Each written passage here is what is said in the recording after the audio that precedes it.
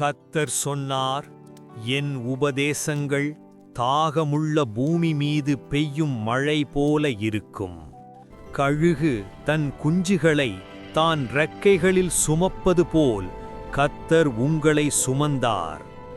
ஆனால் மக்கள் கண்மலியை மறந்து மரத்தாலும் கல்லாலும் செய்யப்பட்ட தேவர்களை வணங்கினார்கள். கர்த்தர் உங்கள் அடைக்கலம், அவரின் நிழலில் வாழ்பவர்கள் அமைதி அடைவார்கள். இறக்கைகளால் உங்களை மூடுவார், இரவின் பயத்திற்கு நீங்கள் அஞ்ச மாட்டீர்கள். சிங்கத்தையும் நாகத்தையும் நீங்கள் மிதிப்பீர்கள், ஒன்றும் உங்களை சேதப்படுத்தாது. மோசே பர்வதத்தில் ஏறி தேசத்தை பார்த்து தெய்வத்திய அமைதியில் தூங்கினார். யோசுவா ஆவியால் நிரப்பப்பட்டு மக்களை நடத்த தயாராய் நின்றார்.